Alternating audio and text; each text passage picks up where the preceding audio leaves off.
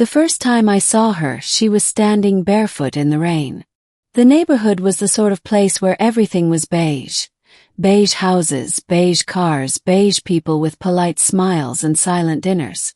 I'd moved there 6 months ago, chasing quiet after years of working orbital repairs on the Mare Tranquillitatis mining stations.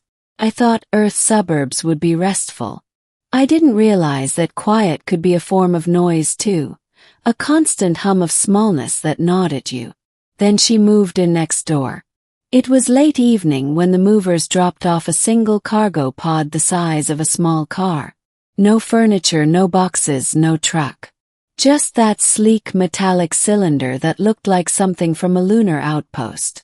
She stepped out of it moments later. Tall, lean, with skin that shimmered faintly under the streetlights, as if light didn't just reflect off her but moved beneath it. She didn't wave. She just stood there in the drizzle, face lifted to the clouds, as if tasting the air. I remember thinking, no way is she from around here. 1.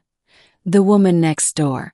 Her name, or at least what she told us, was Saris Dal. She told the neighborhood association president she was an independent materials consultant, whatever that meant. I didn't talk to her at first. No one did. She didn't come to block meetings, never collected mail, and seemed to leave at odd hours. I'd sometimes hear a low hum from her house, like the muffled throb of an engine buried underground. Once, I caught the faint glow of blue light spilling from her second-floor window at 3 a.m. My curiosity got the better of me after a week. I saw her in the grocery store on a Tuesday night, standing in the frozen food aisle, staring at the shelves as though trying to decode the concept of ice cream. I was halfway through grabbing a pack of synthetic coffee pods when she said without looking at me, "What flavor do humans prefer when they're lonely?" That stopped me cold. Turn. "Excuse me." She finally looked at me then, eyes like molten gold, slit-pupilled for just an instant before returning to normal. "The label says comfort dessert. What is the optimal choice?" Chocolate," I said, still trying to process the humans part. "Always chocolate." She nodded gravely, picked a pint of triple fudge and walked away. That was the first time I talked to her. Toot strange things at night. After that, things got stranger. Sometimes I'd find scorch marks on the grass between our houses. Other nights, the stars above her house seemed wrong. Not dimmer, shifted like she'd dragged them a few degrees out of place. Once, when I went to take out my trash, she was standing on her roof. No ladder, no safety gear. Just standing there, eyes closed, arms spread. And above her, a faint halo of light flickered like wings made of plasma.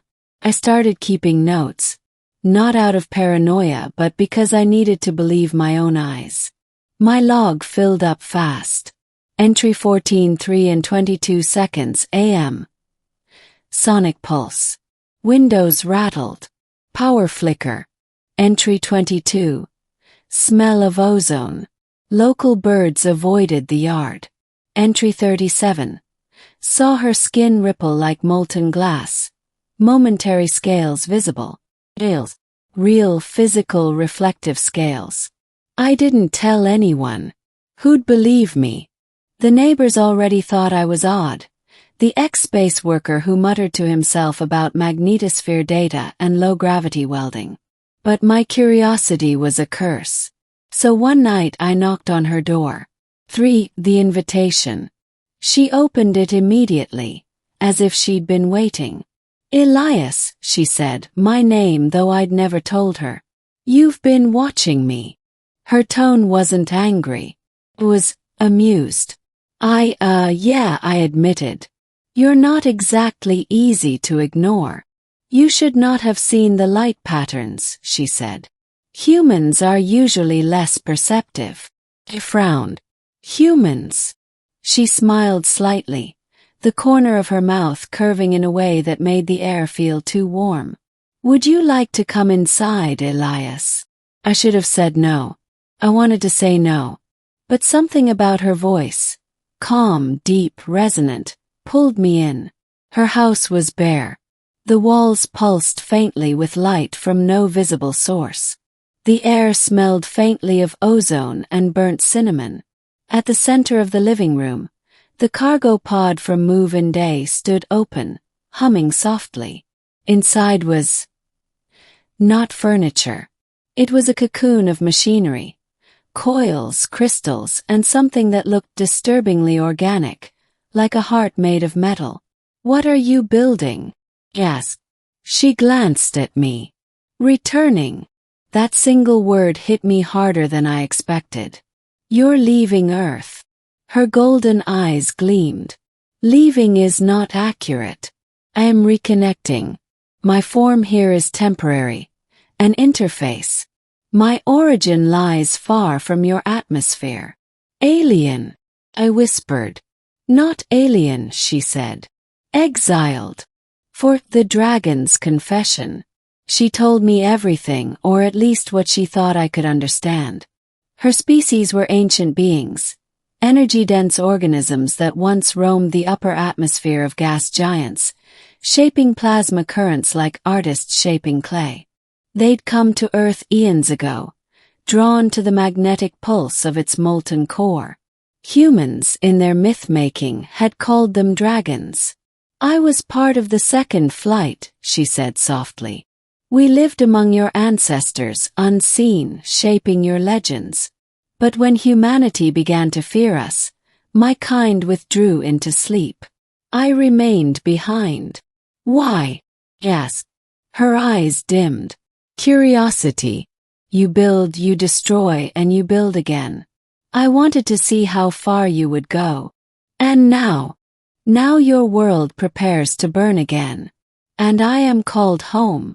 I didn't know what to say. For a long time, neither of us spoke.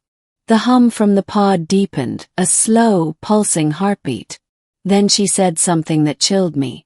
"But before I go, I must reclaim my other half." 5. The hidden core. The next day, the sky began to shimmer. At first, it was just a faint aurora. Unusual at this latitude, sure, but not impossible. Then came the power fluctuations. Electronics died. Compasses spun. The world felt magnetically unbalanced. I confronted her again that night.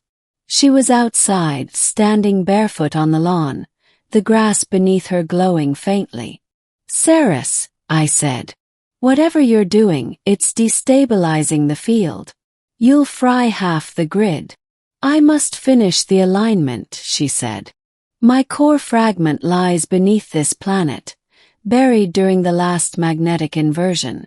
Without it, I cannot ascend. You're going to tear a hole in the magnetosphere." Her expression didn't change. "Then Earth will heal as it always does. You overestimate your species' fragility." I took a step closer. "And what if you're wrong?" She tilted her head slightly. "Then I will remain. Alone." Something in her voice cracked then, the faintest edge of sorrow. "Stop me cold." 6. The night of fire. That night the sky opened. The auroras turned crimson. The ground vibrated with low seismic murmurs.